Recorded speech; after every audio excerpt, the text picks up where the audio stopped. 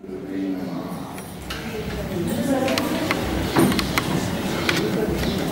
you so much for inviting me to the Holy Dham Vrindavan.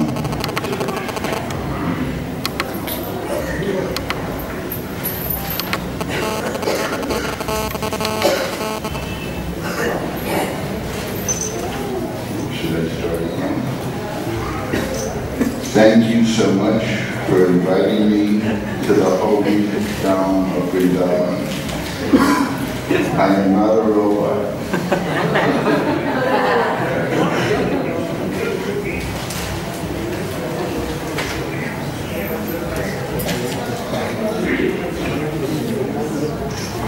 And all the people out in transcendental radio land, I'm also glad you're listening. Actually, I did the same thing in Mayapur. I was staying in Vamsi Bhavan, which was right behind the Pando. So the first night I went, second night I went, Prabhupada's disappearance. But the third night I could hear everything perfectly from the porch. So I didn't go, I listened like on the radio, human radio.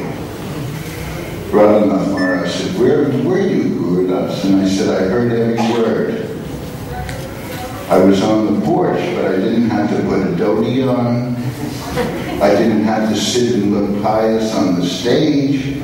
I could just listen to the human radio. And I said, I heard every word. You even talked about mosquitoes. So I shall tell a mosquito story, even though it's not in the chronological order. In Calcutta, Albert Road Temple was right across from a pukur, a bathing cat.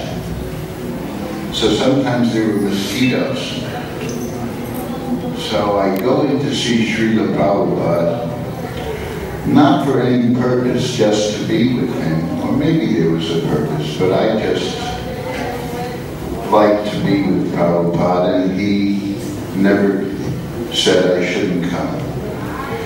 So I go in, and I bow down, and Prabhupada's sitting on the floor. He's not on the Vyasasana, on his asana. He's on the floor. He says, I have fooled them. I said, who have you fooled, Srila Prabhupada? The mosquitoes. They rise, so I'm sitting on the floor. I was like a little child before Prabhupada, and like I said last night, I asked sometimes outrageous questions like, can we wear Lord Nishina masks on Harinam? So this time I asked, Srila Prabhupada, are there mosquitoes in Krishna Loka? He said, yes, but they don't bite, they sing. So you see, that's Krishna Loka. Everything is the alternative, the positive alternative to material life. So, yesterday we were talking about how nice it is to be with the Swami in San Francisco. And then he asked us to go to London. And he actually encouraged us in Montreal. He encouraged us. And then, as I said yesterday, we only had $1,000. We each used the same $1,000 to get into India.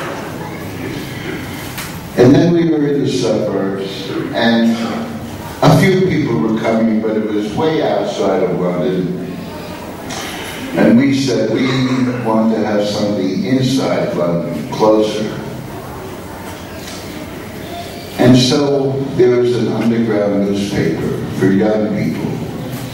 And we met the editors, and they asked if we could write some articles. So Jamuna did a cover in Sanskrit, Hare Krishna mantra, and I did the Prahlad story, Gosundar and Govindadasi's paintings with text. And slowly people, even young people, were coming out, even though it was an hour's ride.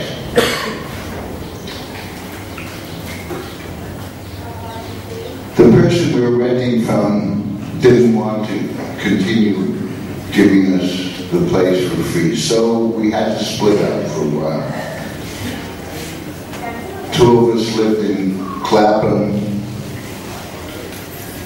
Jamuna and I lived in a place called Brixton. I don't know if anybody's here from England, but Brixton is a Caribbean, Jamaican, African area that plays music all night.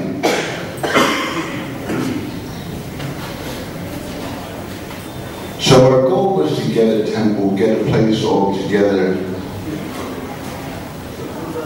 And a person, I made a friend in the newspaper, Graham Keane, and he told me, he was a photographer, he told me that there's a very wealthy man, young man, who might give you the warehouse where they keep the magazines, the newspapers. So we went there in his big penthouse, and he said, yes, I will give you 2 floors of this warehouse. And as I said yesterday, on the top floor was the England branch of the black Muslims. And so here we were, black Muslims, Hare Krishna, in one building. And so one floor we made as a temple room, and one floor we made as a sleeping quarters with partitions. So Jamuna and I, Janaki and Mukunda, Samish and Malati. Malati slept downstairs in a box with Saraswati. I was saying that yesterday, and no hot water. But, you know, I think every devotee has done some austerities for Krishna. I know most of the early people had to do the same thing as we did. Find a place, live simply, by hook or crook in Krishna's grace, get some money, and slowly you plant seeds. And so all of us have given a lot for Krishna, and all of us have seen how Krishna flowers in our heart and then flowers in the world. So we're used to tapas here, but you don't want to have unneeded tapasya. And I'll tell you the story.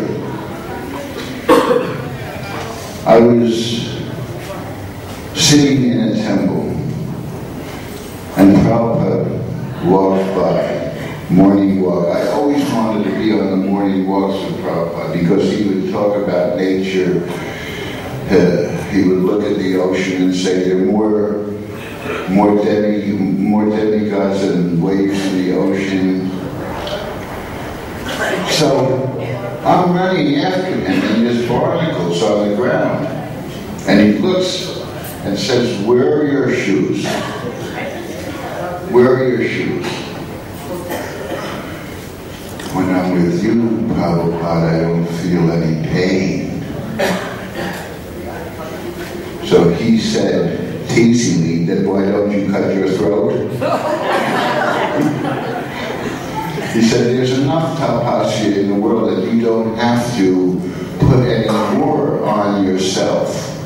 So go wear your shoes."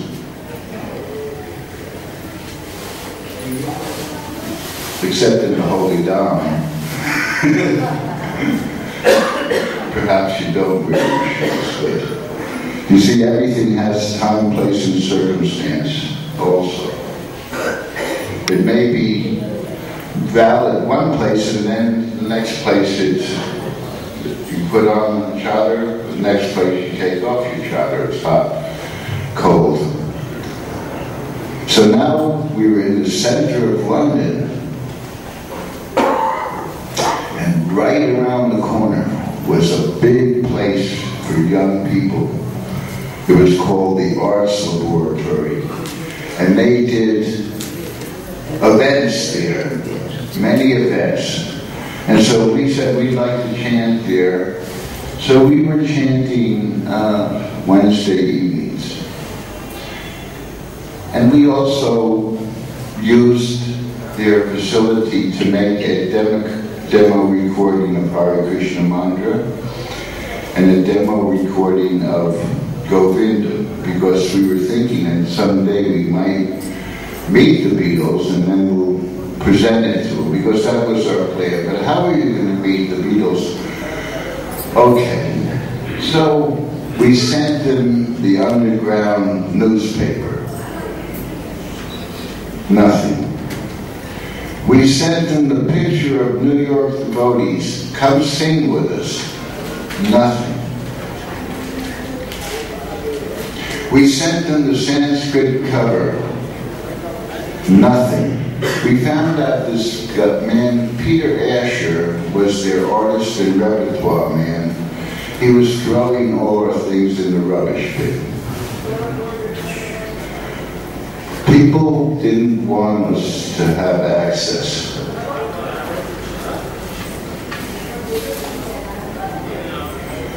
Meanwhile, this contingent from California comes, as I was mentioning yesterday. 2 Hells Angel motorcycle bikers, tough, very tough. 2 women with hidden weapons. It was before this terrorist 9/11 stuff, so they were able to have brass knuckles, and I saw them fall out of their pocketbook. I didn't take an inventory, but I saw there was weapons. The Hells Angels fell asleep, and so like the Pandavas, we could have divested them of the weapons and put them in a tree. But, because we fed them sumptuous Jamuna Malati Prashad, along with jet lag, they fell asleep. And the managers of the Grateful Dead band, Rock Scully was with him, and he roomed with Sam Shinda at Reed College. So he fell asleep. And the women fell asleep. The only one that stayed awake was my old friend Ken Kesey, who I knew from San Francisco, and he was very happy to see me, even though I was in a different persona. I could have gone on his Mary Prancer bus. He invited me, but I didn't go. And like I said last night, what do you need a guru for? He was a real rebel. He was a rebel. There were 2 schools of psychedelia. Timothy Leary was a scientist, and he wanted to have controlled settings where you would mimic psychoses with this, and then with guidance you can use that as a tool. Ken Kesey just wanted to take it in the park and play music. It was like West Coast, East Coast style. So Ken Kesey was very happy to see me, but he said, what do you need a guru for? And so, as I said last night, I gave the example of the doctor. You want a doctor that knows something, that read books, that has experience. And he accepted it, and he said, as I said last night, your guru is the heaviest, which is a compliment. So we still wanted to meet the Beatles. And And the Hells Angels, what they did was usually break things, trash things. They did. So they thought, well, of all the trash doing that we could do, let's trash the Apple offices, you know? We've trashed hotels, we've trashed concerts. Altamont was a famous one, they even killed somebody. And as I said last night, we started them off as security, and then it became. So we wanted to meet the Beatles. We didn't hear any word. The Hells Angels were going to break the Beatles' office. At the very same day, Rod Scully told Senator Schunder that I'm going to go to the Beatle office. So Senator Schunder said, can I come along? So Rod said, sure. And then there's something where he had to sneak by the car of Yoko Ono. I'm not sure if it was that time, but Yoko Ono was laughing at him because he was sneaking behind her car. And he got in, but I'm not sure if it was that time. But so there was a room full of people. A room full of people. And the Hells Angels were getting ready to trash the offices. Well, John Lennon pokes his head in the room and sees about this many people, including the Hells Angels. He leaves. Ringo pops his head. He leaves. Paul McCartney looks in. He leaves. George pops his head in and sees Shamushin. And he goes right across the room and said, I've been looking for you. And Shamushin said, we've been looking for you. Now we had these demo recordings, and almost simultaneously, like the next day, we met Chris O'Dell, George's secretary. So we said we would like to present these demo recordings, just on a tape recorder, not professional, to George. And she said, I'll do it. And then we baked an apple pie with Hare Krishna on it. And we said, please don't eat it, Chris, give it to George. And she said, I will.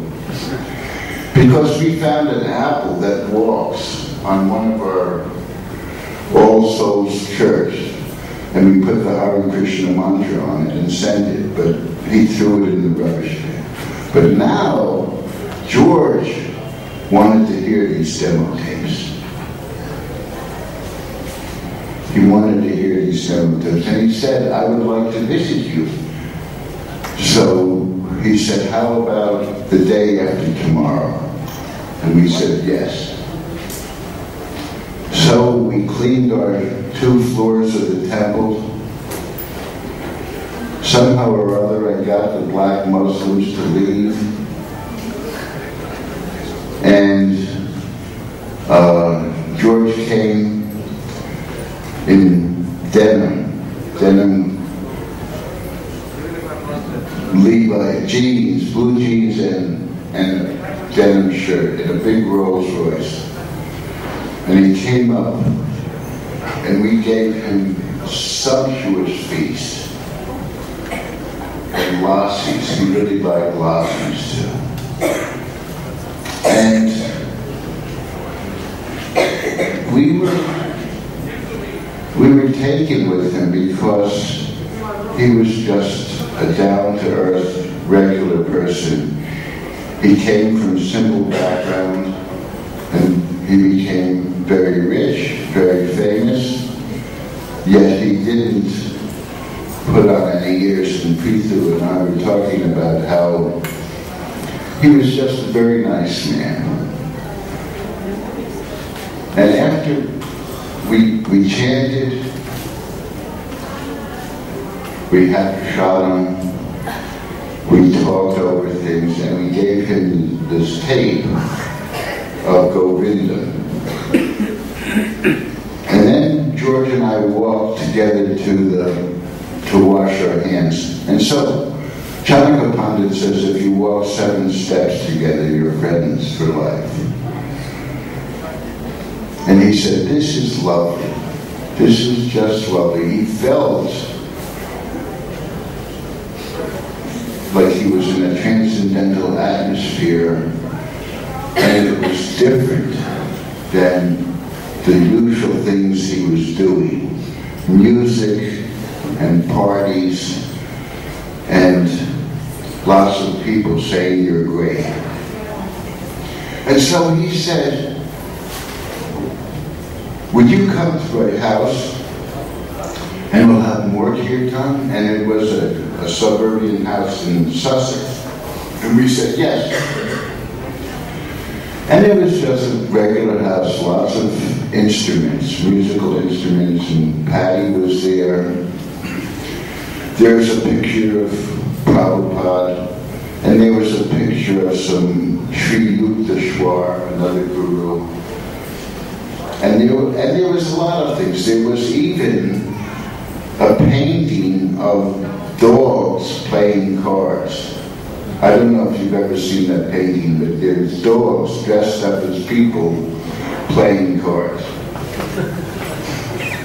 So it was eclectic. And Billy Preston was there. And Billy Preston played the electric organ.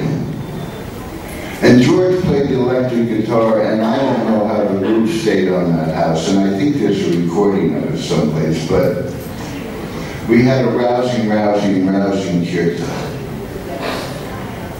And you could see George loved to chant, and he told me he and John chanted for 3 days before he even met us.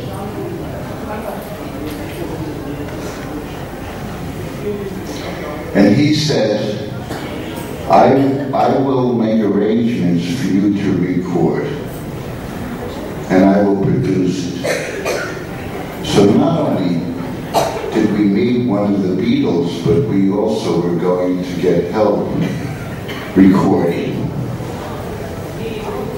Now, in London, as I said last night, was following San Francisco's spirit. They were looking for things, they were searching, and all communities, the Londoners were interested, they were coming. We met the ambassador, Apu Pant. Now I just found out 3 days ago that Apu Pant was instrumental in getting the Dalai Lama out of Tibet. He was the ambassador to Tibet, to Lhasa at the time, but now he was in London, and we were friends. And so the Indian community was coming, the English community was coming, and the young people were coming. Now, there were 3 new brahmacharis, Tirthapada, Digvijaya, and Kulashikar. And then another one, Jimmy Dewey. He never got initiated, but he did a lot of service.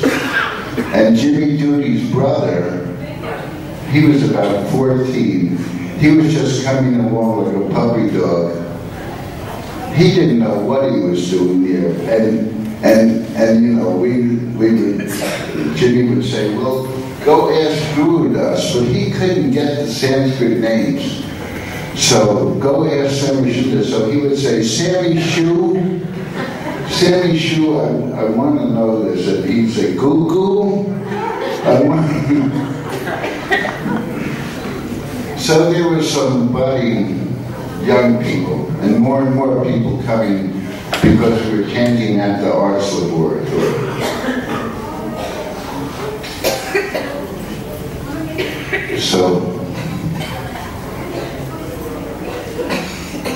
So now George said, okay,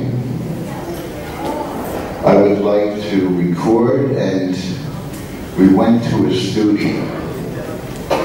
And George produced it so expertly. He put the music on, Now, we did Hare Krishna mantra first. So, as you know, Jamuna was the lead. And so there was only 4 people, essentially, in the chorus. So what George did is he went to everybody in the Apple offices and taught them the Maha Mantra. The secretaries, the people who clean the floors, the accountant, Derek Taylor, everybody. He rounded up, and they became our first chorus for the Hare Krishna Mantra.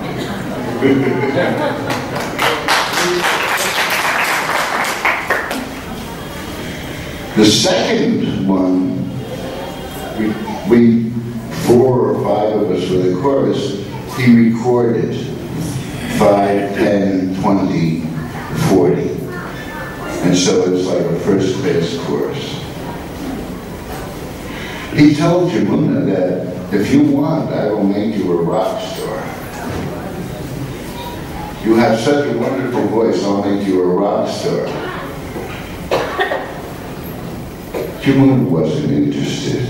She was already in a band one time in San Francisco. She was delving deep into spiritual life. And people tell us that when they saw Jamuna and I, we were always talking about Prabhupada, how we can please Prabhupada, how we can do this. So she wasn't interested in becoming a rock star. She was also made GBC one time. She told me, I'm not interested in being GBC, I just want to cook and do deity worship, things like that. I don't like politics.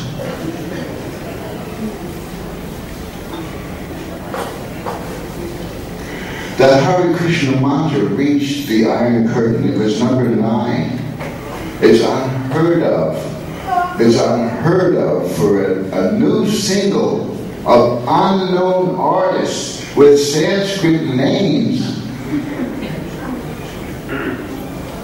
Eccentric people living this, and it became number 9. And number 3 in one of the Eastern Europe, I think it was the Czech Republic, Czechoslovakia at the time. And I'm not surprised because I went there about 2 months ago, and they're chanting all over, being received, and even old women. It's on my Facebook page. Old women joined. They all were enlivened by the Maha Mantra. So we started to go on programs all over the United Kingdom. All over the United Kingdom.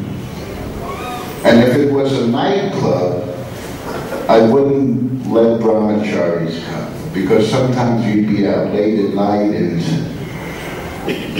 one club in Germany, Kiel, everybody was on the floor, it was dark, they were just comatose, they weren't even sitting up. So we jumped down into the audience and got them up and put the lights on, and it was like we lifted a rock and a bunch of insects were like scurrying around. So each one had a flavor, but we used to go to all these events that George and the Apple Records and Derek Taylor would plan for us, and we were making money. We had contracts and Red Door agency. I was doing the agency stuff. They rented a tent for us at a big music festival, And our tent was right near all the vendors, all the people who sold things. So we're chanting Hare Krishna, and the vendor says, here, nobody's coming and buying anything here. If I give you a donation, will you chant over there, Mike? So he said, sure. He gives the donation, so we chant over there. It's another vendor. He says, hey, nobody's coming. If we give you a donation, will you chant over there? We said, sure. We went all around the vendors. And Krishna gave us a lot of lakshmi that night. Yeah, please chant over there. So,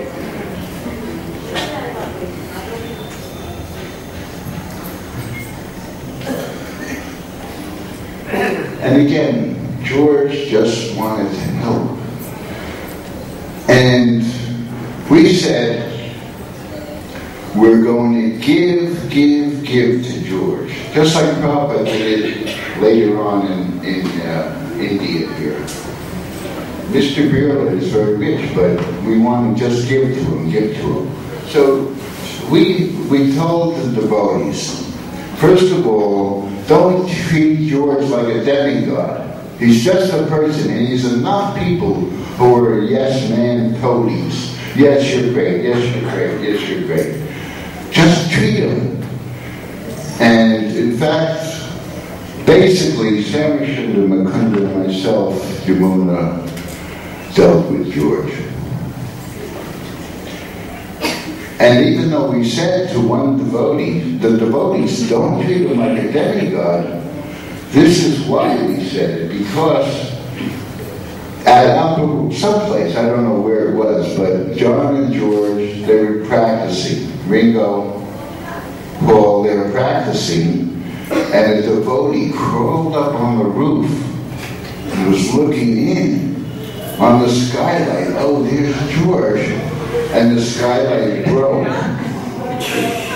And he fell down with his dhoti caught in the skylight, so he's in his Brahmin underwear. Didn't get hurt, so he falls at the feet of George, and instead of he pays the baby. And John is going bum bum bum bum bum bum. One of yours, George. One of yours, George. Another time, one of the devotees paid their obeisances in a puddle. It's George. Even Sir Walter Raleigh put his cloak over the puddle. So, and we went to the Reeperbahn. The Reeperbahn, the red light district in Hamburg. And we played at the club that the Beatles played at, the Star Club. That's where they got their chops. That's where they learned music. They did 3 shows a day and night. And they were practicing all their material. But it was right in the middle of the red light district. And when we were riding there, you know, we had to close our eyes. And we're there. And not that. The man Gunther didn't pay us. So Mukunda and I go to chase him and find his address. And we go up the stairs and we knock on the door, and the door opens halfway, and there's a half-naked woman there. And we see Gunther with a shotgun in the crack of the door. I didn't know whether the shotgun or the woman was worse. So we scampered down the stairs and we let the agents handle it. We finally did get the money.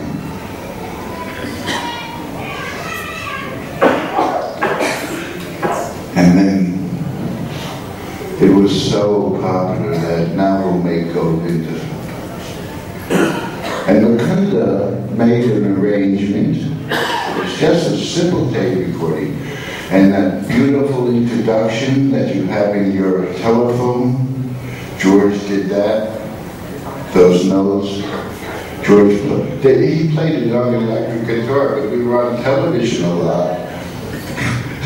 we were in the middle of the woods, and the electric guitar is playing, and they're doing this film like, you know, this is forest and woodsy, electric instrument. We went on the top of the Pops.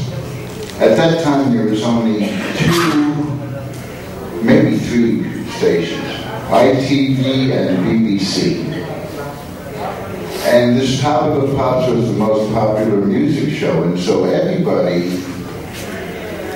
listened to it, even old people. It was because there were 2 radio stations, you only had 2 choices.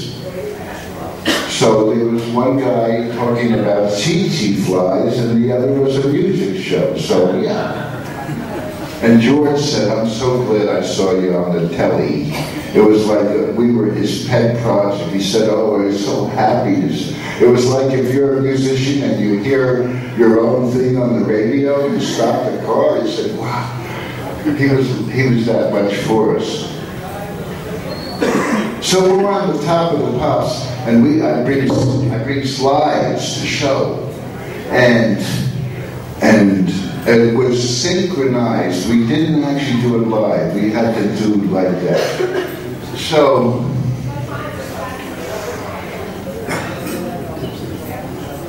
the director, he wanted to. At that time there was this craze called go-go, where women would be in these cages. Yeah, if this isn't chauvinistic anything, women were put in cages, and they would gyrate. So we're getting ready. They take the dry ice out. I said, "No dry ice. We already did that dry ice thing with Prabhupada in Amsterdam. We don't have to look mystical. No dry ice." They do it to make it look mystical. In Amsterdam, we were in the television studio. Prabhupada says, it was all on the ground. He said, "There will be in the future some people who will never see the sun." He told us that. They'll be underground. So we're getting ready, and they're getting in their cages, and they're warming up, and I said, I said, "No. They can't do that. We're a spiritual group." And I was president of the temple. So he said, "Well, what are you going to do?" And I said, "Well, we're not going to do it." And I said to everybody, "Let's go." It was a live show. It wasn't taped. What is he going to do with 4 minutes of empty time? He's pulling his hair out. I said, "Why not teach them the Swami step, the trance dance?" I said, "Let's go and find some cloth." So we found cloth and we made saris for them. We cut it up. The girls showed them. The dancers loved it because they didn't have to gyrate all the time. They could just, like sheets of wheat in the wind. And it became so popular all over, and then, of course, when Prabhupada heard it, he cried and said we should play this in every temple, every morning. And some phoned. Meanwhile, we're still trying to get a temple. We're still trying to get a temple, but we're getting very popular. And as I said last night, we found this morgue in East London. It was full of ghosts. So there was this friend of Allen Ginsberg. He was a member of Parliament. And it's very hard to get to see him. He was in the House of Commons. But somehow or other we heard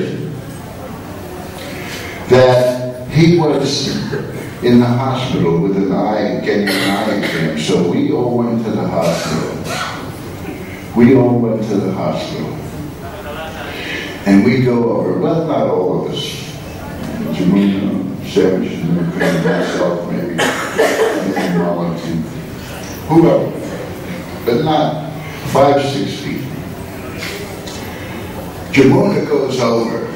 Mr. Dreeper, we've been wanting to meet you all this time. We're so happy to meet you. Here's some books and some things you can listen to with your eyes. And this man starts shaking.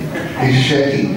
The needles went, it starts to become flat. The nurses are running in. They're reviving this guy. He's turning colors. Across the room we hear a very clipped English voice say, "I'm Mr. Dreeper." He was in the other side. They're reviving this guy. So we go. Gurudas says, "Mr. Dreeper, you've been wanting to meet you, so glad you're so patient." You do the same thing. He became a very good friend. He wrote letters on the behalf, and because it's a preaching tool, I'll recount the story that I did yesterday, and I hope you people in Transcendental Radio Land will relish this again. So we had this temple. Shamashunda was building it. He's such a visionary that he bought a whole shipload of redwood, hoping we would find a temple that he could build. So he and Tirthapata were building it, and we all lived on John Lennon's estate. George arranged it, because now there's 25, 30 devotees. So we're all living on John Lennon's estate, and Saracen was building the temple. Well, Prabhupada came and lived there too. And one morning, we were walking on the wet grass, and I saw a worm going right for Prabhupada's feet, lotus feet. So I said, "This is a life. This is a living entity. I should say something to Prabhupada." But yet, who am I? I'm not the controller, and not only that, the worm might be liberated like someone falling under the juggernaut wheels of the car. But then I said, "But it's a living entity." And I was about to say something to Prabhupada, and then the worm went there, and the foot went there. And then I saw the worm go on, and Prabhupada go on. And I looked down, and our feet were in the wet grass. I didn't see any footprints of Prabhupada. And then one morning, he said, I came in, he said, "Gurudas, I've been thinking of you.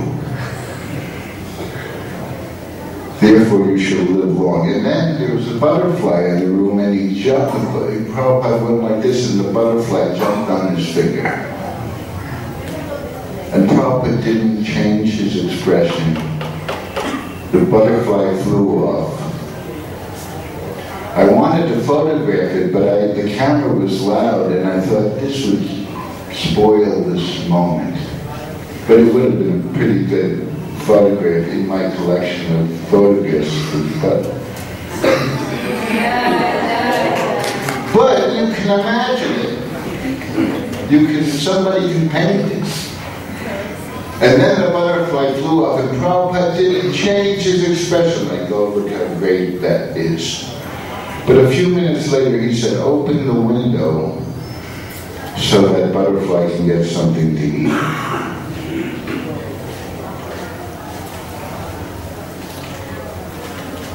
So we're trying to get the temple. And because now we're 25 people, and now the temple's ready, so we moved from John Lennon's estate into this 5-story ex-Bible dispensary, perfect, and men on one floor, women on the other, temple room, and it was zoned for 2 people, caretaker, 2 caretakers. So we were there illegally, and the man next door was complaining about our kirtan. He said that the singing in the morning is making my wife faint and my dog jump up and down.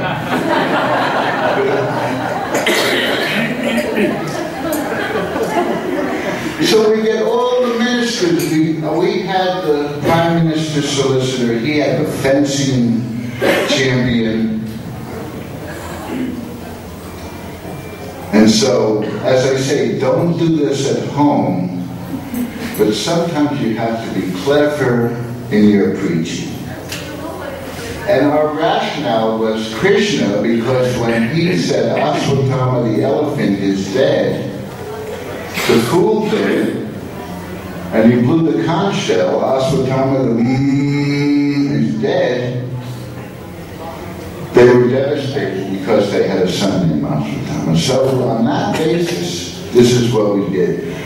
This temple was supposed to be soundproof. The door had a window in it. So all these officials, Greater London Council, the fencing, the solicitor, Lord Goodman's solicitor, a lot of people, we had to borrow chairs from the Theosophical Society. They're all in the hall. And so we're chanting Hare Krishna with the door open. And as soon as the door closed,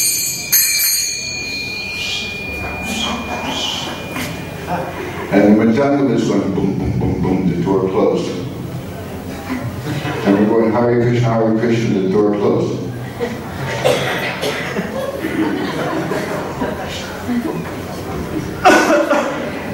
They say to him, you can't even hear it in the hall. How can you say it's going through the wall and your dog is jumping up and down and your wife is pregnant?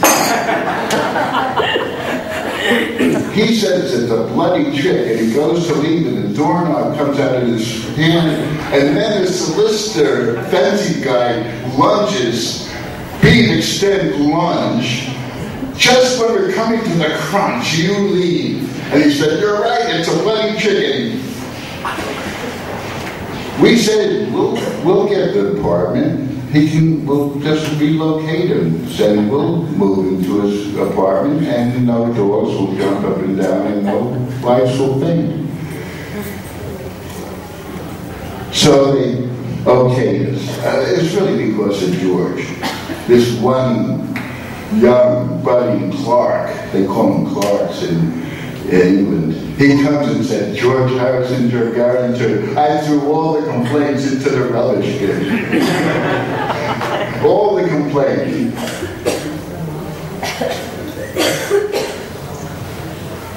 So now we had this temple.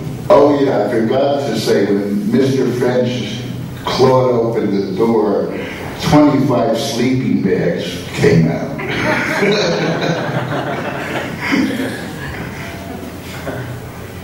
So George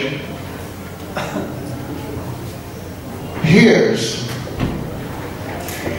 that we're trying to start a temple in Paris. Samashunda and I were talking, and we said, well, let's go help. And this is the Krishna consciousness. One time, we were in the Kumbh Mela, and one of the godbrothers was having trouble in Germany.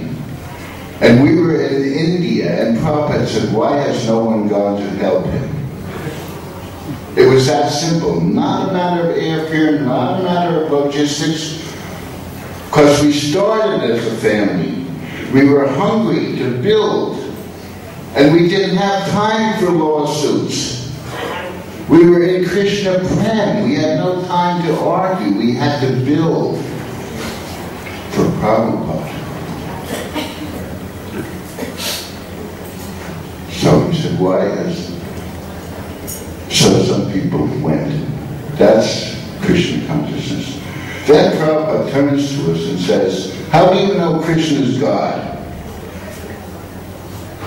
I said, you told us. He said, they will just say I am old man. Somebody said, well, it says so in the Bhagavad Gita. They will just say it in the book. How do you know? He gives a wonderful proof. You know Krishna is God because of the ecstasy you feel. That's a proof. The ecstasy you feel. It's not like you get a gold star at the end of the day for doing 6 16 rounds. It's the ecstasy that keeps us. Whatever, intrinsic ecstasy, your talents used for Krishna. That's why so many people, all these years, I know them. They've stayed as my family, 30, 40 years. The ecstasy you feel. And then Prabhupada said, the proof of the pudding is in the eating. So, about 2 years later, I happened to be in Philadelphia, and we were on a morning walk. And when people walk with Prabhupada, they kind of like elbow each other out to get closer to Prabhupada. But I didn't have to do that. I had so much association, I could just hang back.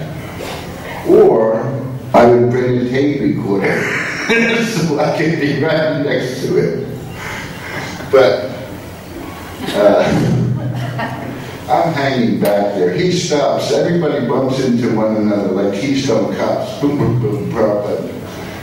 So careful not to hit Prabhupada. How do you know Krishna's God? Ooh. Well, somebody said, because you told us, Prabhupada. He said, they will just say I am an old man. Nobody knew. I pipe up. I said, you know Krishna's God because of the ecstasy you feel. The proof of the pudding's in the eating. And Prabhupada says, no, it's because the Bhagavad Gita says so.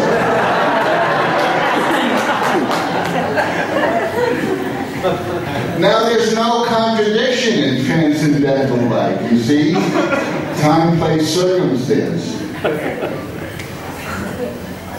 So George hears us saying, we want to go help the Paris Temple, because that's what we were like back then. This has been established, let's just go and help out. So George says, I'll help, can I come? Sure, come on.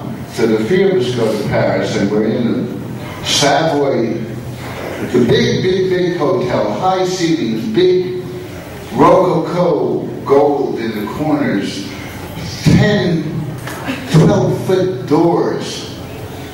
George and Samashundar at the table with literature, press release, and my job was to keep 2 or 3 reporters only at a time.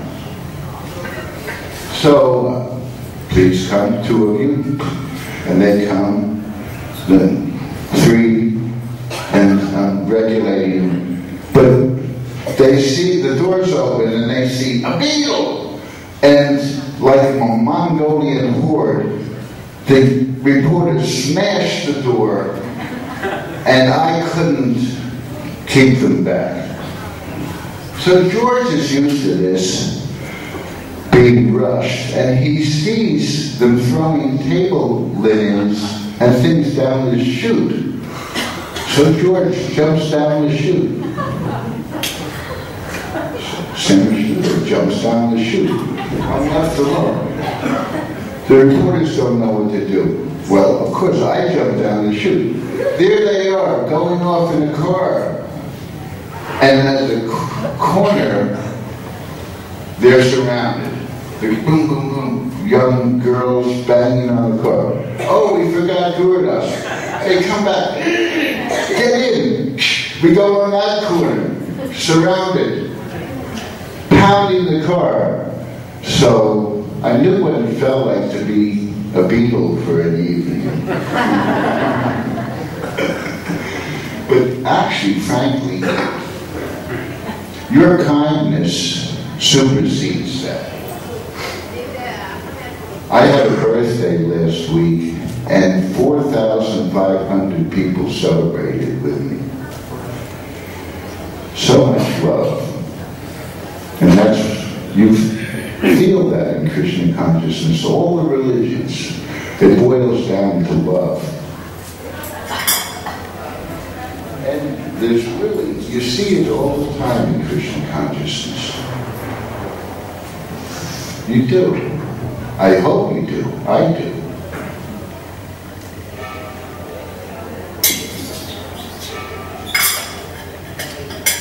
So we were so impressed with George as a person because he didn't have heirs, he had all this money. Most people who have money want power, that's why they become politicians. George was just simple, just wanting to learn. And we gave him books, my job really was to preach to him. Sam Rashunda went out and worked on his estate. I was president, so I had to stay back. And Mukunda did music. So we all had our functions. And the temple was becoming so nice. Some devotees came from Sweden, Rupa Shakti, Mondakini, and Jyotirmayi, and I forget, but came from Paris. They really know how to work in France, I'm telling you, they're beautiful. We go out on Harinam 3 times a day. Tribhuvan Swami came. They were hassling us on Harinam. They were hassling us, and they were bothering us. So here was the plan. I had Tamal Krishna's Karmi. He had a Karmi hat and a Karmi coat. So I put it on, and I was the photographer. And when the policemen stopped us, there were 8, 9, and two pairs of 9. And Mandakini and Jyotirmayi in the front. Mandakini was like Lord Chaitanya. She was always looking up in the clouds. She was not of this planet. I don't know if you know her, but she's always... So when the police stopped us, I had Tamal's Karmi outfit and the camera, and I was behind the policemen. They went down on their knees like this, all 16. And I did the photograph. So it really looked like the police were harassing us. And we published it in the underground newspaper. So now they really didn't know. So we had all these plans. We would do Harinam, but we know the one-way streets that the police vans couldn't get down, all this stuff.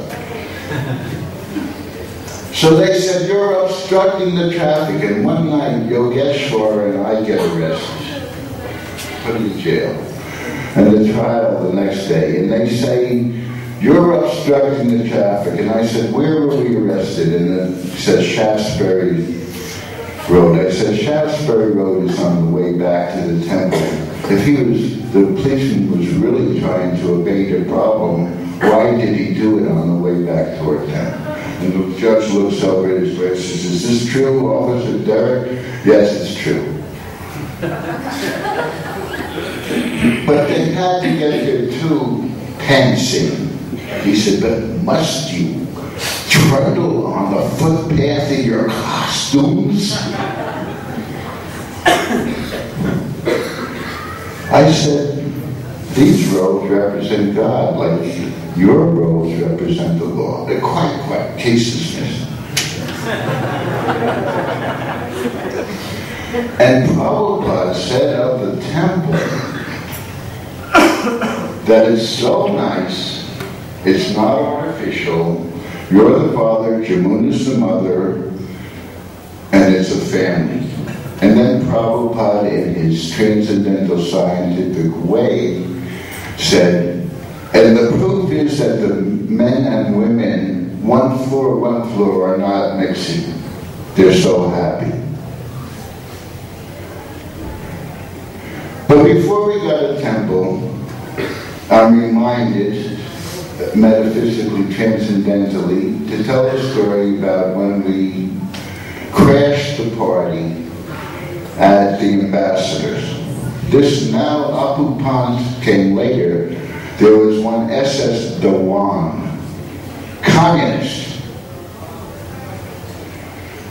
We heard Ravi Shankar's at the party. He's an old friend. We met him first at Monterey.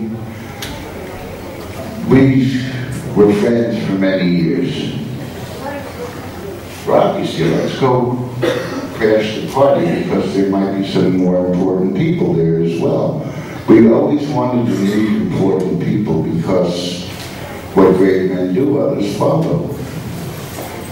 So, I don't remember that we had suits on. You said we had suits on, but anyway, we went in this little red Ford pickup truck that San Mishuda had. Open. So we're riding in cold London, 4 of us in the back. And we go there, and there's a man announcing people. So we say International Society for Krishna Consciousness. And he, International Society for Krishna Consciousness. And Ravi sees us. Oh, so nice to see you again. And we talked. And he introduced us to the ambassador. And the ambassador brought us upstairs and asked us more questions. And so, he said, can you come to dinner the day after tomorrow? And we said, yes. And he brought slides to show him and books. And even though he was a communist, he really liked us. Later on, he became governor of Bengal. He's living in this mansion that Gandhi was in at one time. It's beautiful. And he says, let's have a kirtan at this mansion. So they erected this stage, but it was very rickety. But he was our friend. Now there was a young debutante coming to the Calcutta temple at the time, so I wanted to make sure she was taken care of. She's on the stage. There was a minister of finance for Bengal, Mukherjee, that was a Gaudiya Vaishnav that we've been trying to meet, but we couldn't. And he's in the audience. So we do a rousing kirtan. I look over, where's the debutante? She had fallen under the stage. We call the ambulance. Cabinet Minister Mukherjee jumps up in ecstasy and has a heart attack. So that was a 2-ambulance kirtan.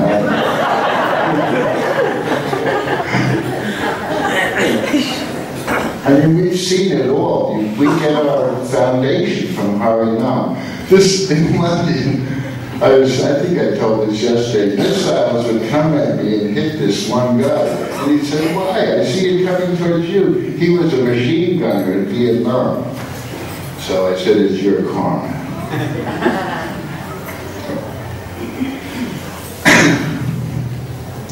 So the temple was so nice. Dhananjaya came, we went to Scotland, we did a television show again, they pulled out the dry ice.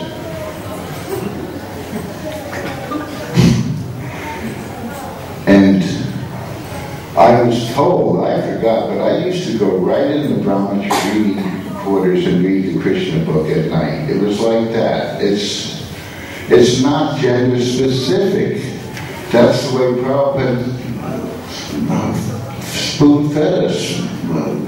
Boys and girls, daughters and sons. And I don't know if I told the story, but I told it to somebody today. So if I told this, forgive me, but just to prove this point about gender not being the criteria, Prabhupada told me men and women are the same in the spiritual world. And Jamuna was the exemplifier of this. And so Madhavisa Swami is now in the sannyasi, like 1 or 2 weeks. So he doesn't want to think about them, he doesn't want to talk about women, he doesn't want to see women. And Prabhupada sends him and Jamuna to Jaipur to do some deity overseeing. Prabhupada sent him and Jamuna, new sannyasi. So he said, I put my danda in between us when we rode the rickshaw. But the rickshaw was small and Jamuna was becoming large and I couldn't help touching her. But after 2 days I saw what an exceptional devotee she is, that gender didn't matter. And we're going to honor Jamuna, and we had a nice marriage. We very rarely argued, and a lot of times we weren't even living together because she was in charge of something, I was in charge of something. It wasn't the normal grihastha life, if you know what I mean. How you define normal, but great devotee from the beginning. And the nice thing is we were friends before we were devotees. It wasn't arranged. We had already known each other. She told me about the Swami. And I will talk more about her, but I just want to convey something she said about Bhakti Yoga. If you live it, you can give it.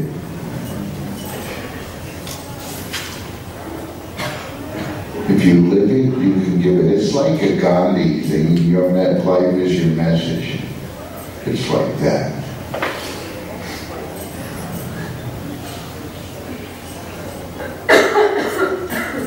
So now that we had known the Beatles, more and more people were coming. And George, I told George, you have no idea how many people have come because of you. And people tell me, yes, I'm a George Harrison fan. I came, and he goes and tells Prabhupada that I don't want to do any nonsense songs anymore, like Bebop Alula, She's My Baby.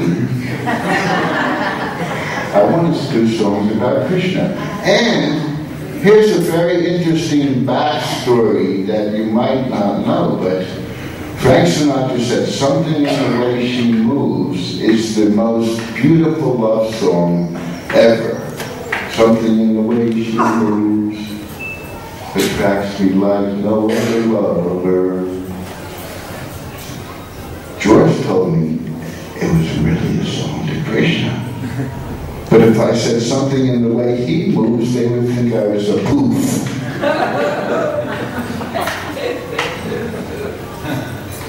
So the backstory is interesting. Also, my sweet Lord, I'm there with George, and I had a tape recorder on. I just put it on. And he's telling me, did you ever hear the song, She's So Fine? I said, yeah, the Chiffons. Because I used to go to rock and roll shows at the Brooklyn Paramount. So, he said, they're saying I'm confident, but it's really honorific, and there's not, and he placed me My Sweet Lord, and it really wasn't so much like it, but there was some plagiarism case going on. And then he's saying hallelujah, and I said, of course you're going to sing Hare Krishna, right? And, oh yeah. So I don't know if he probably would. So I have this tape, and also Billy Preston helped because he wanted to know some gospel riffs. And so Billy Preston filled that in. So I was friends with this secretary at Apple, and I was so naive, devotee, you know. We don't have, or, well, I can't say we don't. I don't have sometimes good business sense.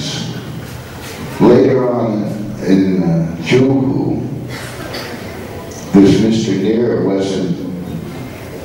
was teasing about the property. So Prabhupada says, Gurudas, go to Mr. Nair and ask him to give us the land, because you get along with everyone. But wait, you don't have any business sense. Tomorrow, you go to Mr. Nair, you have business. No, but you don't get along with anyone. I have to, and he did. And I was at the signing. It was like Victorian age. Everybody had powdered wigs. The pen had plumes. And Mr. Nair's wife was crying, apologizing for her husband. And he said, dear my Guru, you're my daughter. And then we got the land. So I'm showing the secretary. Oops. Thank you, Gene. I'm showing the secretary this tape because she's my friend. I'm so naive. And George is saying, she's so fine, lang. And she grabs, without even listening to the rest, she grabs the tape recorder. Okay, Hare Krishna, Hare Krishna. I'm just chanting, okay. She went someplace. She comes back 5 minutes later. She said, here's your tape recorder, but we misplaced the tape someplace. They either destroyed it or put it in the vault or they confiscated it. But Hare Krishna, I chanted, okay. He lost the case anyway. It was honorific. How much is new anyway from the creation? It's just kind of molding it a little bit this way and then recycling goes back 30 years. And so it was really a frivolous case. But this is the backstory. And George started, I don't know if you've ever heard Isn't It a Pity? How many people have heard that? It's compassion. And give me hope, give me love, the light, my, all the words of that. They compiled 19 devotional songs for me in Czech Republic, and there's more. I discovered new ones. And even before, he was saying, the more you go, the less you know, the more you... He was philosophical from the beginning. That's the point.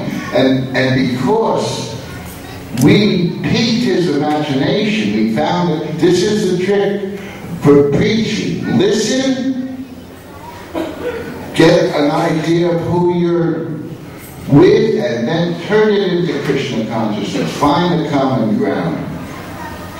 And everybody was wanting George to be spiritual, including his wife. But he took Krishna consciousness over all of them. And that's the idea. Do something new, ever fresh. And we gave to him.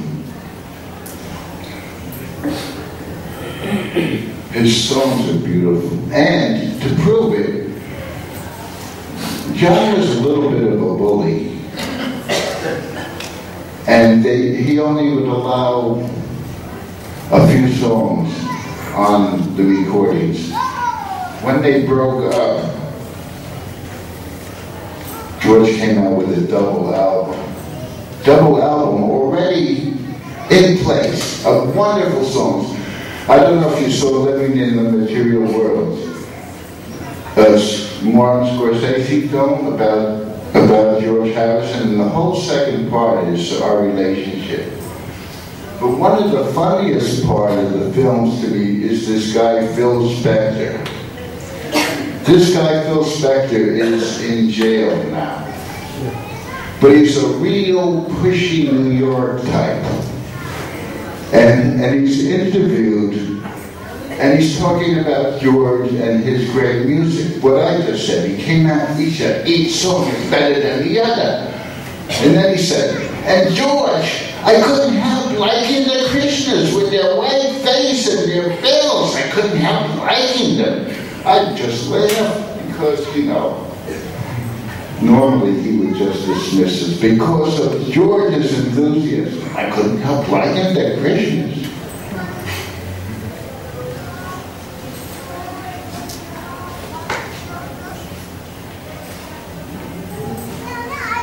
So he was very special.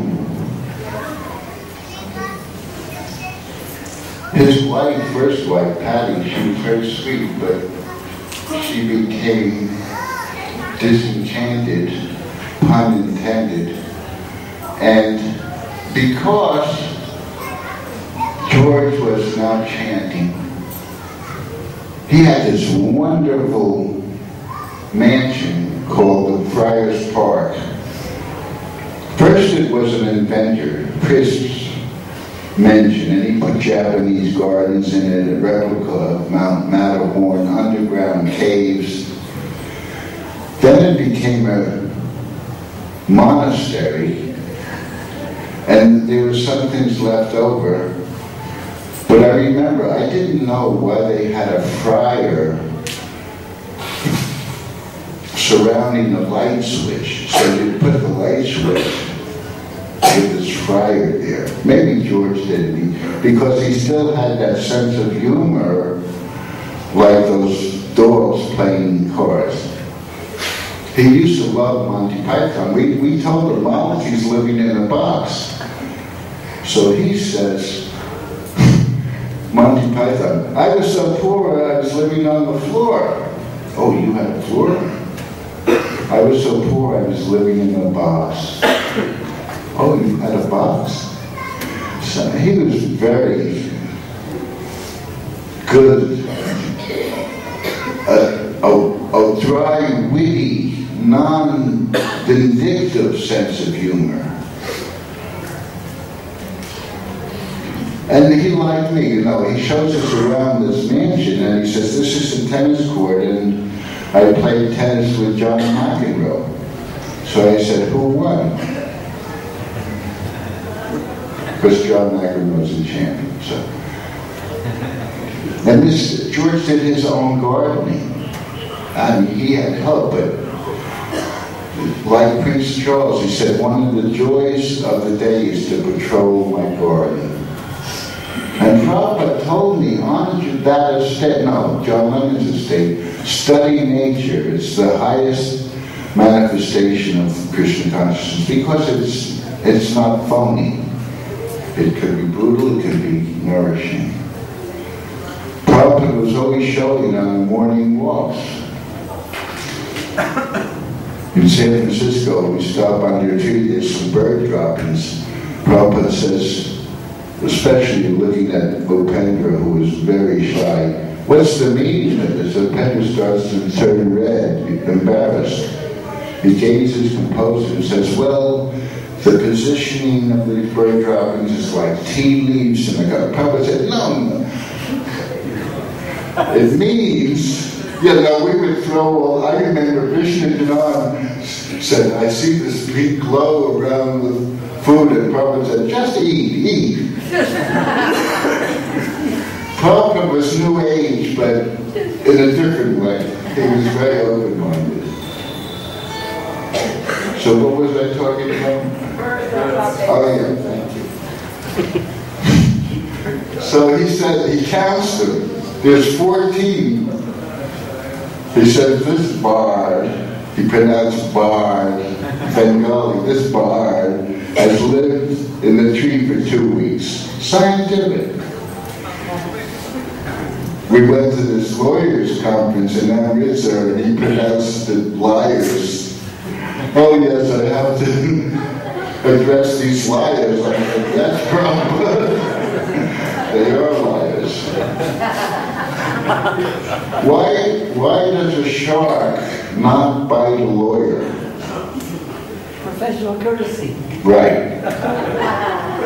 What is that? Professional courtesy. Professional courtesy.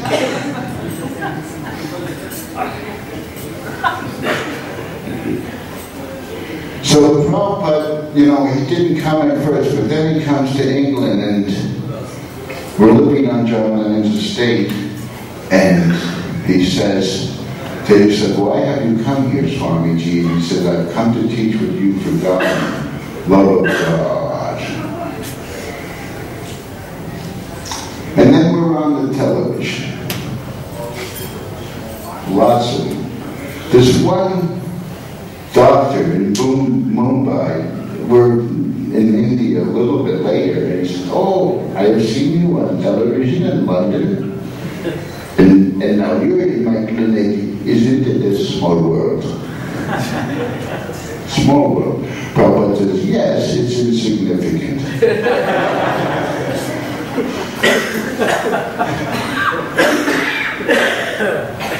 You see, the transcendental plane and the mundane plane is different.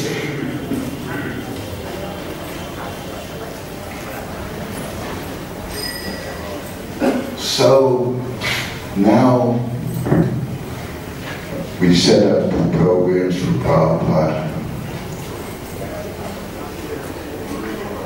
We were finally registered as a society.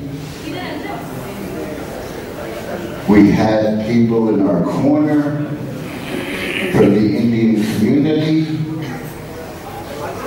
We had a temple like an upside down ship, but we didn't have any deities. So we used to do programs at this place called the Hindu Center. We did it all over. Acacia House with Swami Satchidananda. We did lots of programs, presentations. So one of our favorite places was the Hindu Center. So this Mr. Goyal actually told us that he had some deities and that there was a figure broken and that he was considering giving to us, but really what he wanted was some money. Same thing with the Maharaja Bharatpur. I'm going to talk about him. Somebody said, "You sure you talk about the Maharaja Bharatpur?" But I'll give you a precursor. He sent us a golden jewel, silver gold, on a jeep. He's a life member. We're cultivating, and we're trying to get his palace. I'll talk about it later. But he sends the jewel back on his jeep. No, send it to us as a gift for only 60,000 rupees. So in Greece and other countries, it's an insult to not accept a gift. I would have accepted it. I learned from India, you don't say no, but you do know. It's like yes, yes, no. India absorbed thousands of invaders by kindness. They disarmed their invaders by offering a straw mat and a glass of water. And by kindness, the enemies have left, or maybe because of dysentery.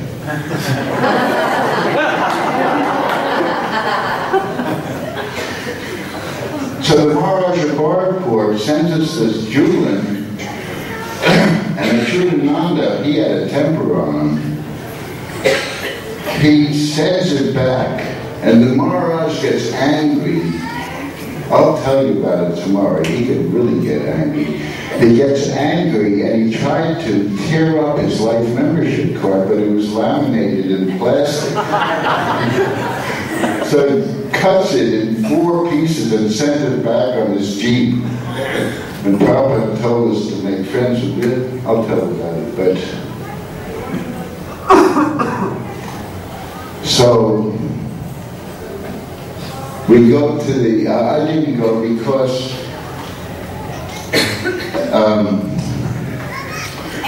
Prabhupada said, stay back and get the temple ready. Clean the temple. And Tamal and Dhananjaya strong people went in our Krishna van, and Mr. Goyle was beating around the bush, kind of wanting some box, he wanted some money. Maybe, and Prabhupada says, Tamal, see how heavy they are. And Tamal picks it up. And he says, take it to the van. And Mr. Goyle sitting there, Krishna, London Ishwara, gone.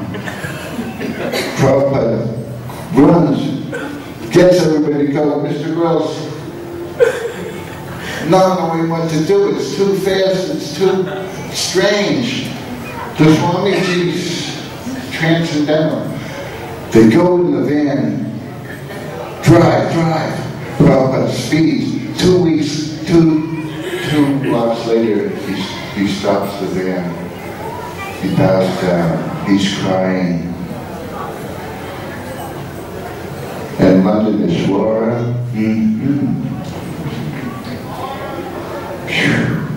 so compassionate, like Prabhupada. People used to say, administrators, ISKCON administrators, so Prabhupada gets angry. But I said Prabhupada gets compassionate. And I saw him get compassionate many times more than getting angry. He got angry at me a few times, but they were like caresses. They happened in India when I could take it, and I'm going to be talking about India and the Krishna Balaram Temple tomorrow, I think. Maybe I'll start today. So London Ishwara. And the temple is so nice. Now there's more people. People are coming in droves at a love feast. This one boy, though, we would have the talk and then the feast. So this one boy blatantly would show up just after the talk to get the feast. He was blatant about it. So I'm temple president. So just like at the top of the pops, I said, come on, let's go. Everybody starts packing up their instruments. They didn't care. We were doing it for fame. So I kind of had a teasing relationship with this boy. So I said, this week we're going to have a feast first and then the lecture. So he comes in and everybody's washing their hands and said, oh, that was really Paka Prashadam. And he's going, and they're sitting down and he couldn't leave and he had to listen to the lecture, which I made palatable. And I stopped and I said, by the way, I saw blatantly that you were coming every week just for the feast. I wanted you to get a little bit of our transcendental philosophy feast. But I did save you a big plate of prasadam for after the talk. So then he felt a little bit better. And Samashunda, sometimes he would build things really heavy. In actuality, the first Rath Yatra car was too heavy and higher than the wires that were leading to Marble Arch. So we had to carry Lord Jagannath Subhadra Balaram on a palanquin to Trafalgar Square, leaving this super heavy car. And so the altar was very heavy. And it's inauguration day, and Srinivasana built this Vyasathon that looked something like out of Alice in Wonderland. It looked like a mushroom.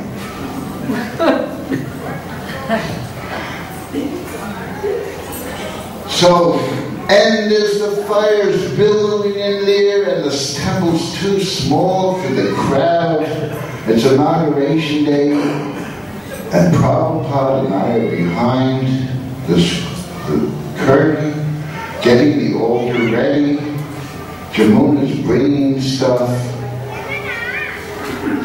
The altar starts to collapse. Prabhupada's holding it up, his eyes blazing, strong, like when he held up baby Saraswati, saying, they will say, what kind of sannyasi am I?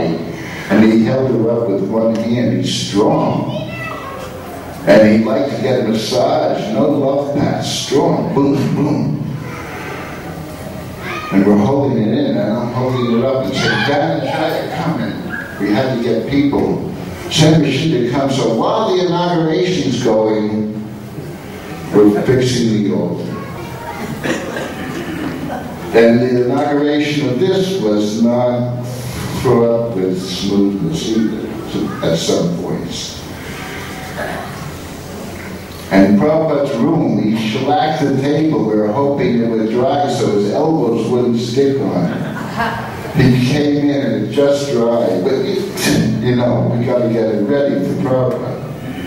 And somebody was saying something about Palika and Vishaka and Jamuna and Madhuri and Prabhupada said, if you had 1/10 of their devotion, you'd be great devotees. The same person tattled on a person to become temple president. He said the temple president isn't chanting his rounds. Tattling. Prabhupada hated it. I saw. I'll tell you another tattling story.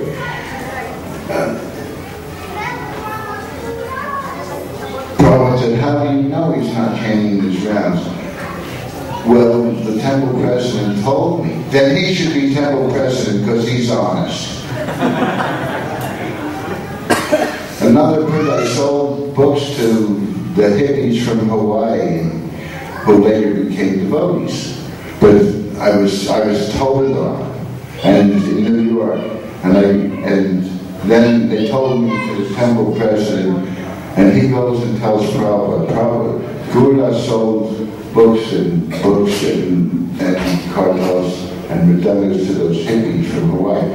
Prabhupada calls me in, did you sell medallions, cartels, and books to those people? Yes. They're reading my books. They're chanting Hare Krishna. He didn't like pennies. He was the utmost gentleman. Besides being transcendental, Jagat Guru, these qualities.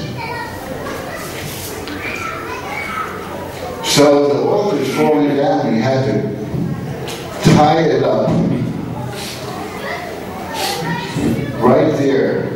The same thing. George gave us Bhaktivedanta manna, Pigot's manna. £1 a year. He gave it to us. Now, by that time, this story is secondhand because I was sent to Mother India. I always wanted to come. So I heard this story secondhand. This woman who sold Bhaktivedanta manna, Pigot's manna to us, took everything out of it. It was just a building. She took lamps and staircase ornaments and everything, just ripping it out. Infrastructure, real cheap. She was from Scotland, and that doesn't mean that, but she happened to be. I'm not being but for some reason, not me, and whatever. So, everything was taken out. See, there's sawdust in the air, so when we started the Abhishek, it caught fire. So fire brigade comes. During the Abhishek, they had to put out the fire. It was still okay. So they put out the fire, they go around the building, and they're looking in the window, and they see us starting the fire again with the Abhishek. We thought, these people are crazy. You just put out the fire. So, you know, a lot of people, if you don't dig deep, a little learning is a dangerous thing. Deep, deep, deep, we're tasting out of the eternal spring. So you got to delve deep, and not just the surface of Krishna consciousness. Then you'll get it like George did. So the altar's falling down. We're repairing it. It turned into a glorious inauguration. And Prabhupada made a tape before he came to our board of directors. It was very nice. And so now, Prabhupada told us about Jagannath Festival, and as I said, the first one, we had to leave the cart. So the second one, we're building the cart, but this time, instead of Sam Mashunda heading the building, we called in Vishwakarma Narayan. And if you know him, he's outrageous.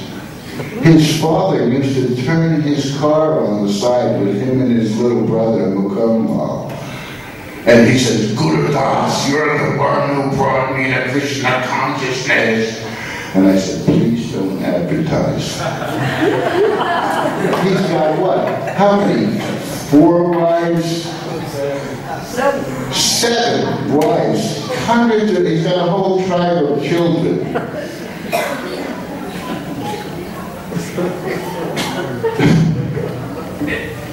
The regular assistant, to just show you, the regular assistant who massaged Prabhupada likes strong people.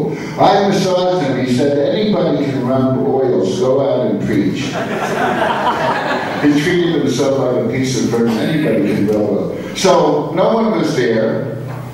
So they said, Narayan, you're strong. Please get ready to massage Prabhupada. So Shruti knows, I don't know, but he might be the only one, but you can tell. He says, these coarse hands cannot touch the beloved transcendental golden super corpulent form of the spirit only as the Jaguru is going on like this. We're pushing him in the shower. Just get ready. We hear him in the shower. We'll do the rest. I can't do it. I'm not qualified. In the water. Prabhupada's waiting. The mustard oil there. Sometimes Prabhupada would say something like, move that mustard oil. And if the person didn't, sure enough, it popped over. So the mustard oil is ready. Prabhupada's washed. He's ready. He's waiting. Still waiting. Finally, Narayan says, I'm ready, Srila Prabhupada! I'm ready! Okay. So, he's put in charge of the So now, the officials are coming and they're trying to stop it. And they all thought we were Mukunda, Mr. Grant, because he looked like Mr. Grant, because Mukunda did a lot of the legal stuff. So in Narayan's words, he says, this official comes up to me and says, Mr. Grant, we can't let this car go. And you look like a Pekingese dog with a nose made for punching. That's it. He looked like a Pekingese dog with a nose made for punching. He's a character. And you see Prabhupada attracted all these. Like Krishna, he had a special relationship with these outrageous characters.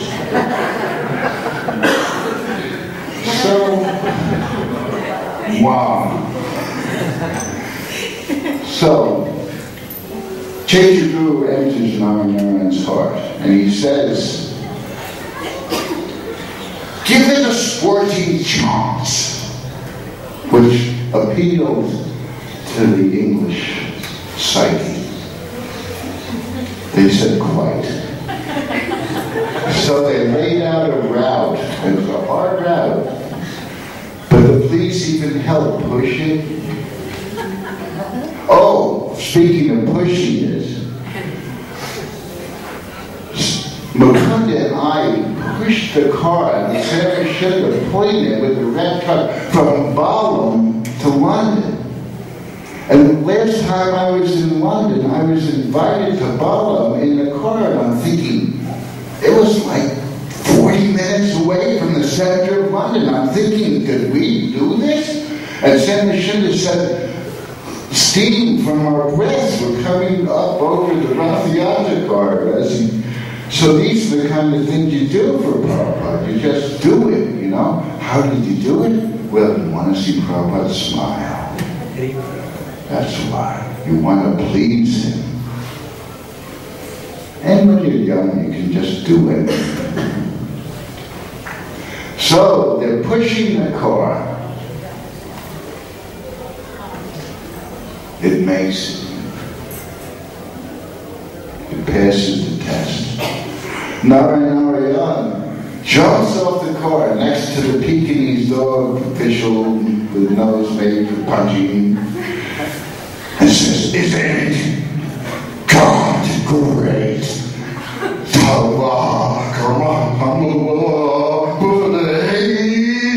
And the official see it, and he's going. Narayan says, and the Shiva entered his heart. He was scared. So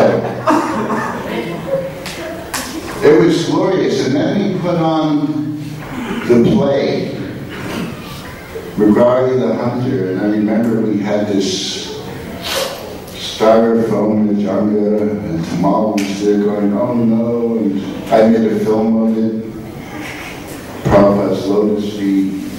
Whenever I either photographed or filmed Prabhupada's lotus feet, it would always come out fuzzy.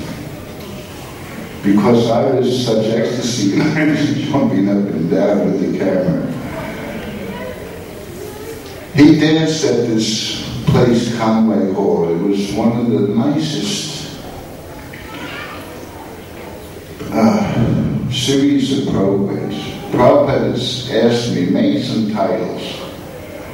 So I made the titles, the meaning of the Vedas, and we had about six nights in a very nice venue. Charles Darwin spoke there. Not at the same time.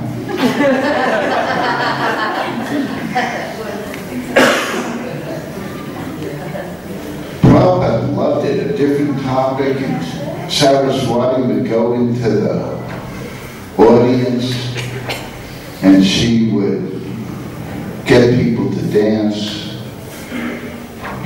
and we were on stage, and the picture and the masthead of Back to Godhead with Prabhupada going like that is from that series of programs, Conway Hall. He loved it. And I remember the chauffeur that took Prabhupada in every day, he said, "Did you do good tonight, Swamiji?" Also on John Lennon's estate was this wonderful gardener. Prabhupada always respected elders. He respected elders. And so there was this Frank the gardener, really nice, but Frank had ghosts, so we all went down here, and Prabhupada said, "Chant loudly, blow conch shells," and Prabhupada said the ghosts had gone.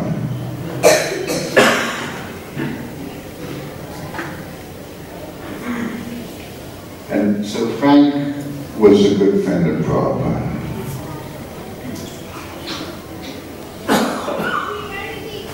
So this was right in Trafalgar Square, glorious Rathayatra. London was successful, and so it was time to ask us to go to India.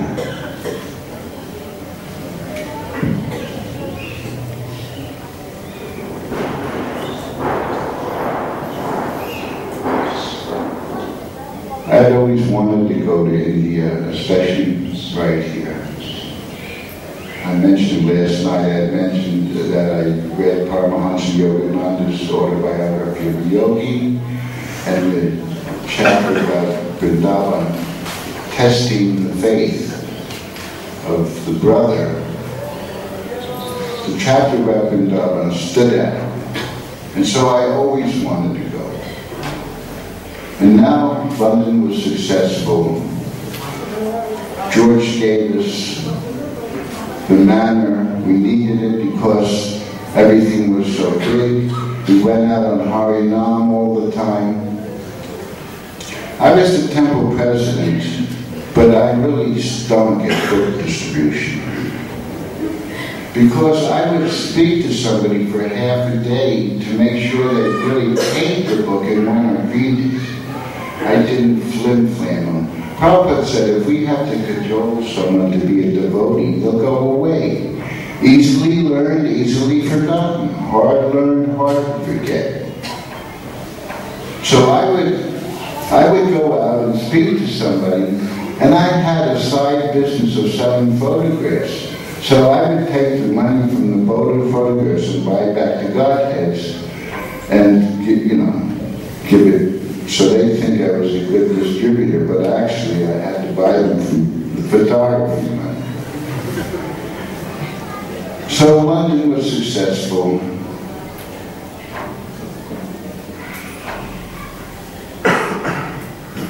And Prabhupada was living there in the house. And I mentioned this yesterday, but it's a good story. Samashunda tried to stall to get Prabhupada to stay in San Francisco by slowing the carving of the Jagannath deities. Now, under Prabhupada's rule, he was hammering, and he said, Prabhupada, do you want me to stop hammering? Is the hammering disturbing you? The noise?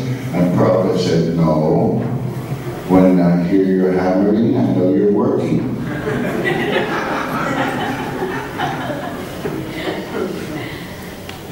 You never know what he was going to say, just like it's a small world. He was just not of this planet. And yet he was so practical and so approachable. And like I say, he pleased each and every one of us. Each and every one of us. So, it was time to pass the baton. So, we were going to come to India. Dhananjaya was going to be president. As I said, Bhaktivedanta Manor is now there. Burning Place was a family. More and more devotees were coming. Many, many, many. We needed a bigger place. Just like here, we needed a bigger place. And Prabhupada had talked to me periodically about going to India. And even back when we were searching, we always wanted to go to India. We thought things that came from India were spiritual. And well, it's true, some of it, but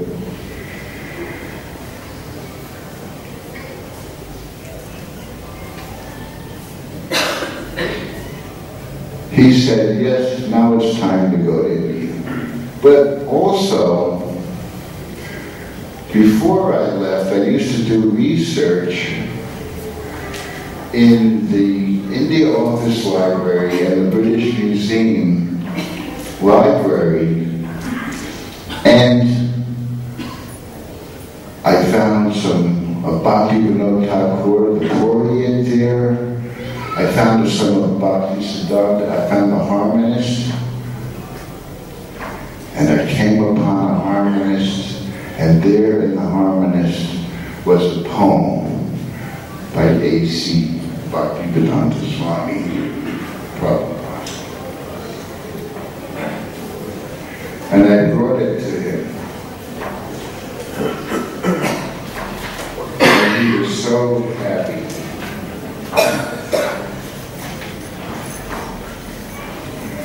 He was so happy that I had found this in the British Museum. And if I didn't do anything else for Prabhupada, finding this poem and making him so happy was such an award.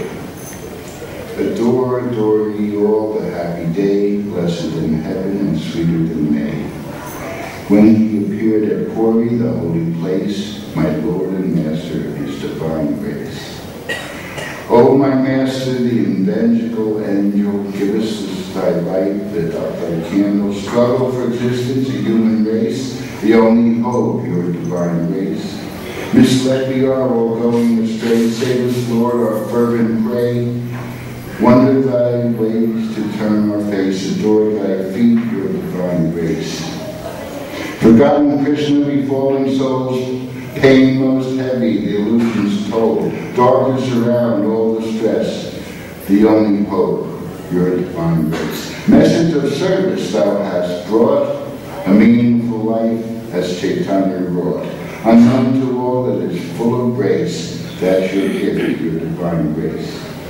Absolute ascension thou hast proved, in personal calamity thou hast removed, this give us a life anew and fresh, worship thy feet, your divine grace. Had you not come, who had told, the message of Krishna forceful and bold, that's your right, you have the mace, save me the fallen, your divine grace. The line of service is drawn by you. It's pleasing and healthy as morning dew. The oldest of all, but in a new dress, miracle done, your divine grace. And that last, it's pleasing and healthy as morning dew. Prabhupada's saying, do something new, be a Muni, make it ever fresh. That's what Prabhupada did. We never knew what adventure he'd take us on. We never knew what he was going to ask us to do. Remind me to tell you tomorrow about the American ambassador. And you can also take on the spirit. The spirit, number one, of Das Anu Das. That's a alternative in the world. It can save the world when people see us. You want to see this person succeed as well as yourself. You want to see each other succeed. Das Anu Das. Really, Prabhupada said on the train, if I call you Prabhu and you think you're Prabhu, that's not the meaning. And Krishna consciousness, ever fresh, find your talents, use them for Krishna. Use them for Krishna because Krishna's given you this. And if you use your talents, then you won't become jaded, just like I always photograph. Thank you very much. This is the same finger that photographed Prabhupada, so it's all right. So, that's what Prabhupada offered. And if we want to please Prabhupada, take up the spirit of Krishna consciousness ever new, every day. And so tomorrow we shall talk about coming to this beloved land of India.